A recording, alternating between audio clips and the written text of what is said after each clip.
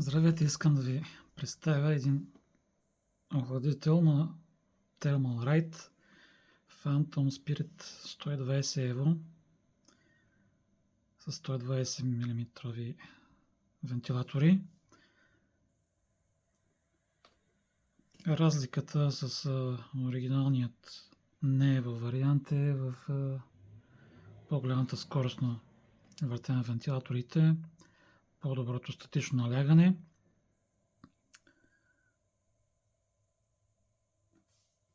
Нека видим какво представлява модела. Има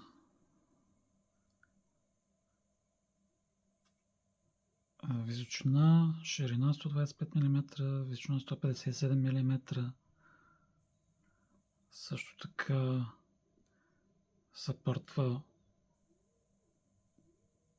AM5, AM4 също, LG 1851 1700, 1155X и така нататък. Доста добре.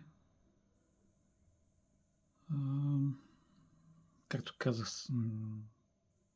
вентилаторите са 120 мм, 25 мм ширина,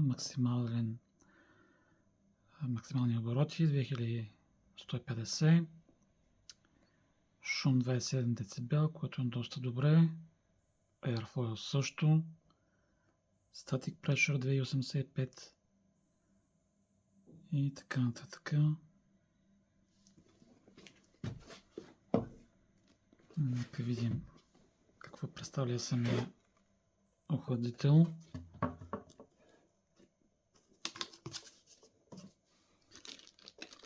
Вече съм го отварял, понеже го поръчах от OLX и трябваше да проверя дали всичко си е вътре в кутията. Така че това е един от вентилаторите.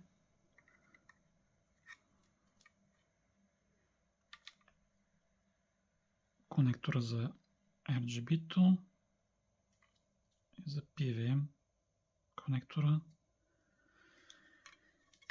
Вентилаторът изглежда доста добре на пръв поглед.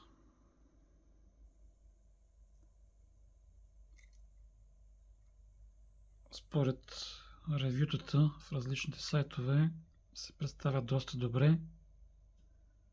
Единственият минус може би е, че е по-шумен при 100% максимални обороти, т.е. над 2100. Изглежда доста премиум според мене. Има също и RGB, както виждате на всеки един ъгъл.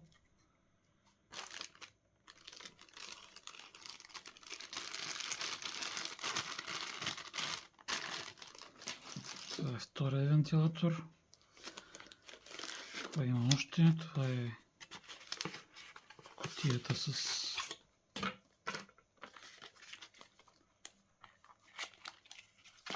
маунтинг механизмите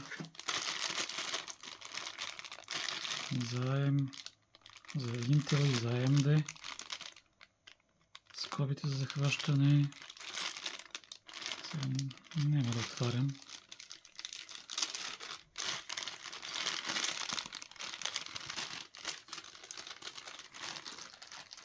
Нека видим самия радиатор.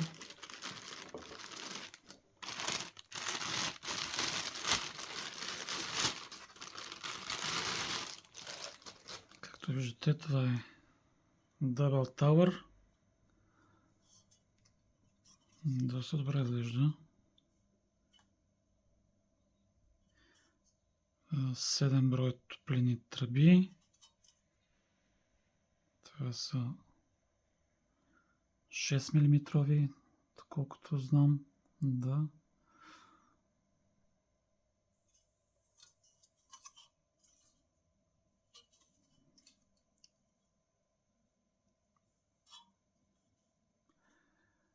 Какво може да се каже за този охладител? Сравнен с другите му конкуренти като Noctua и Deepcool, Assassin се представя доста добре. дори и с някои тестове дори и по-добре от тях.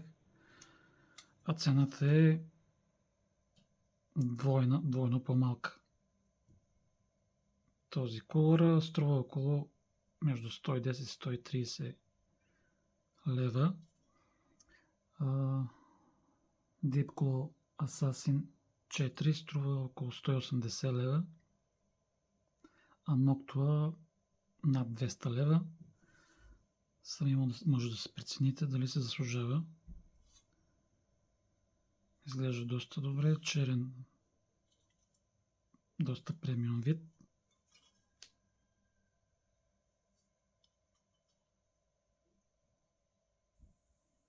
Разликата с не Evo версията е в по-добрите вентилатори.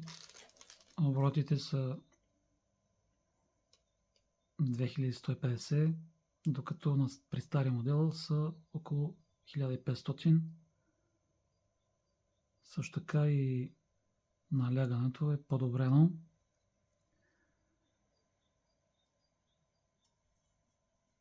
Ако има някакви минуси,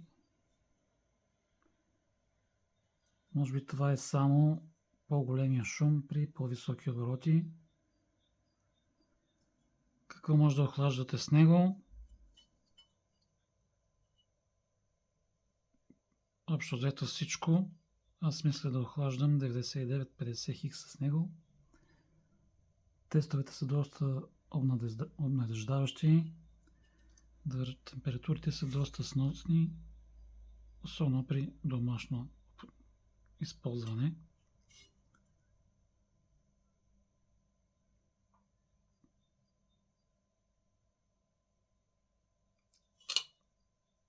Това е за сега. Не се сещам какво мога да кажа за още с този охладител. Изглежда супер според мен. Според тестовете се справя също отлично. Това е може би най-доброто, което може да си купите за тия пари. Надявам се видеото да е било полезно за някой. Благодаря.